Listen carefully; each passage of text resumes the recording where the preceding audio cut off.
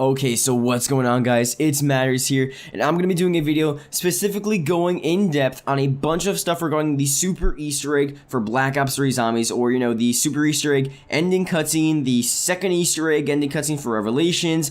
Obviously, we've been talking about this for a while now, this super Easter egg involving these gate worms. Right when the update came out back in like May, around Zatubo time or whatever, April, May, we thought, okay, gate worms for every map once you complete the Easter egg, so by the end of the game, we will have the super Easter egg. As of now, it's not really clear as to what we're going to do with the super Easter egg. We're going to be going through a bunch of stuff within the code as well from the real DF that's hinting at we're actually going to see sort of the super Easter egg unlocked, and we'll be able to hunt for it once the Xbox One and PC version comes out of Revelations. That's going to be interesting to talk about. We're also going to be going through a compilation list of every bit of evidence within Black Ops 3 Zombies that sort of hints at the possibility of a super Easter egg just being there in general. We're also going to be looking at another thing that COD Zombies HQ actually covered yesterday, and it's about a bunch of stuff regarding the actual storyline side of things with the super Easter egg. So we're really going to be going through on all different angles here, from the code, logically why we want it, how there have been no answers really answered within the DLC for Revelations cutscene. There was like nothing there, honestly. There was really nothing there.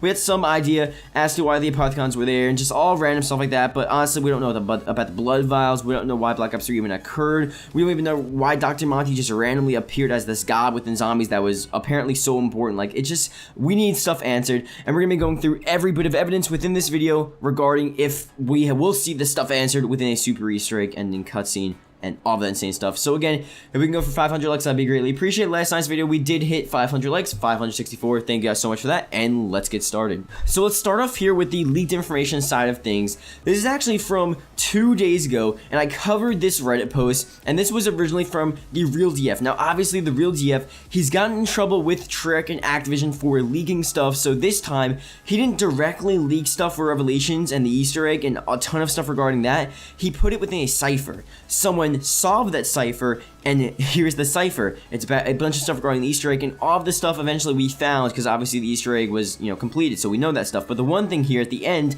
you'll see it up on screen. Now let's wait for everyone to get the map and get super. And this is what they found from the cipher. And it says this is more likely referring to waiting for Xbox and PC to do the maps to actually get the super Easter egg, or to get the maps and do the super Easter egg, all that insane stuff. It's kind of fair to have all the platforms unite in the great battle, a sense of unity in the platforms. That also may mean the creation ruins aren't also used until the super Easter egg. Again, hinting at maybe we still will be able to use these like Primus origin staffs or whatever within this super Easter egg. I don't know, that's up in the air right now. Maybe that's for a theory video in the future.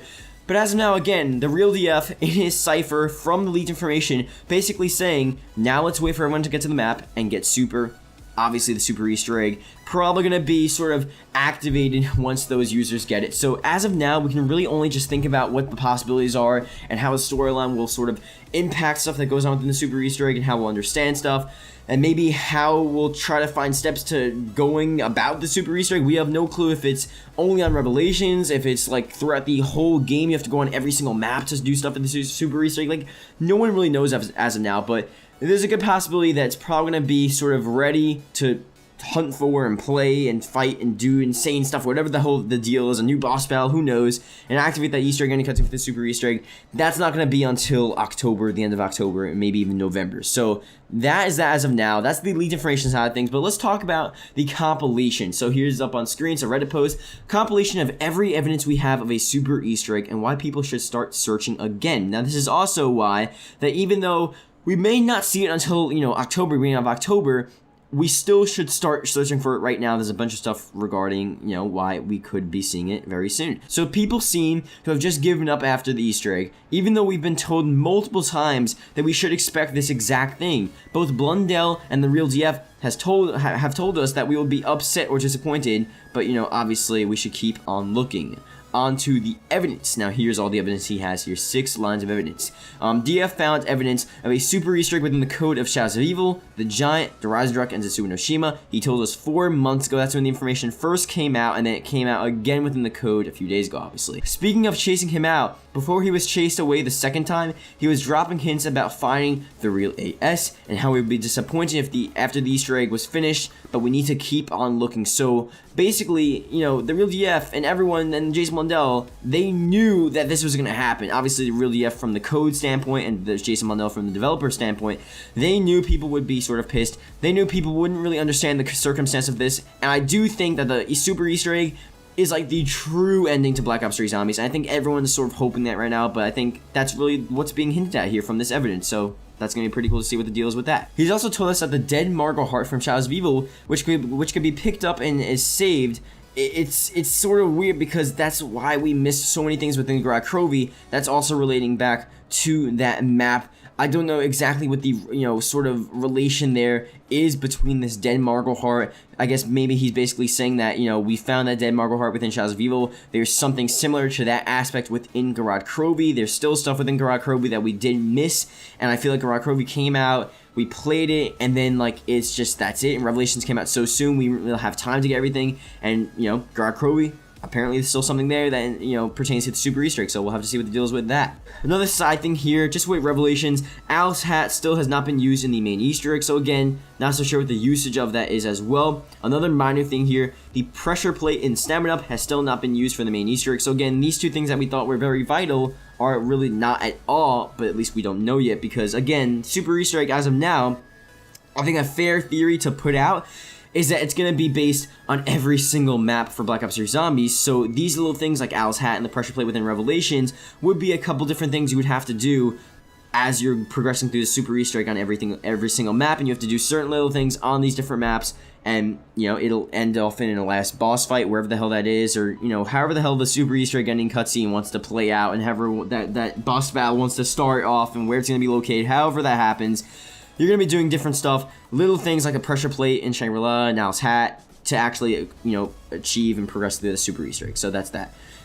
Last bit of evidence here, after the Revelations Easter egg has been beat, you now spawn into every map with the RK5. This shows that the Easter egg directly affects the previous maps. So maybe again, sort of a signification, that's not even a word, is it? I don't even know. But it's something that activates stuff on every single map. So think about if we're getting the RK5 on every single map, what if doing this Easter egg activates something else on every single map? What if doing certain steps within Revelations activates something else to be found within all of these other maps? I think honestly is very, very possible for that to be the case. And I don't necessarily think the super Easter egg ending cutscene and the super Easter egg itself, the quest, is going to be like this huge thing. I honestly think it's just gonna be like minor things that we do on these different maps, little small Easter eggs. You have sort of like the flytrap Easter egg from the Giant, like a ton of those just all over the place. You do them all together, you scatter around trying to find them, and then right at the end within Revelations, you go back to Revelations, and then another cutscene plays within Revelations to really end it off and to really give us more answers and all that insane stuff. But again, you never know. We do have evidence for it. It is within the code, but as now, it's just like, is it gonna happen? We don't have 100% confirmation on it, but it's seeming like it's very possible. Okay, so next thing here is, it makes sense, just relax. Now, this is more of the storyline standpoint side of things here. This is from a storyline perspective as to, you know, why we may see this super Easter egg ending cutscene, why we may see this super Easter egg play out in its form, and that we want it to be, how we want it to be a lot more than the Revelations Easter egg would ever be, because obviously, Revelations Easter egg, it's really cool. It's just not what we wanted it to be, you know? And hopefully the super Easter egg is something that we want to be, especially regarding the storyline and these answers, you know, coming out and the truth coming out, everything regarding zombies, Dr. Monty, the god, how is he there, what's going on here? That should be answered within the super Easter egg ending cutscene, and there's the Reddit post here, talks about a bit why that's the case. Now, the Easter egg ends with the end, because this is what he says here. We fucking failed. He literally says we failed, and this is why he says this.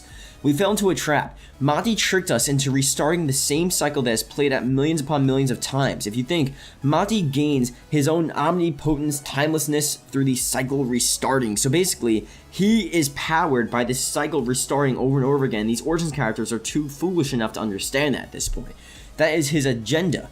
Restart the cycle, remain omnipotent, because he is restarting his own universe. You guys really think that everything that shines is gold? Clearly this is far from gold. We failed because we completed the cycle that we were supposed to break. Yeah, sure, this is an ending, but it's not the ending. This is the ending that has happened millions and millions of times over again. Monty is bad too. Monty perpetuated the cycle. He has now restarted it, just like before. You're at the beginning of Primus. One universe is about to be fucked up, then shattered, and then the next one will be, and nothing new is going to happen. Mark my words, we have yet to use these original stabs, and we have yet to break the cycle. Why would the Shadow Man be the boss if A, we beat him within shadows? The story has been told to have happened to infinite number of people already, and there's been things talking about infinite numbers of Richtophens, how he teleported back and there was an infinite number of him, infinite numbers of the Origins characters, multiple Nikolais. And the fact that this is the case is because this universe has played out by has been played out by Dr. Monty, and Dr. Monty has been successfully able to play this universe out and trick the Origins characters every single time to restart his own universe. Whatever the deal is with that seems like a very interesting and legitimate possibility as to why that's what Dr. Monty's been doing, that's why he's been there, and why the Super Easter Egg would actually be the real end to actually stop Dr. Monty from restarting the universe again. Obviously, technically within Revelations, he already did that, so the Super Easter Egg, it will end the storyline, but it'll also start up a new storyline, because if you think about Dr. Monty's universe, he already created within the Revelations ending cutscene. He already created. It's there. It's ready. Origins characters are ready to go to their sort of corner of the universe, like I said within the ending cutscene. But if they do a Super Easter Egg, or if they get something activated where they try to kill Dr. Monty, or maybe wherever they kill Dr. Monty, wherever that's gonna happen, if that happens within the storyline,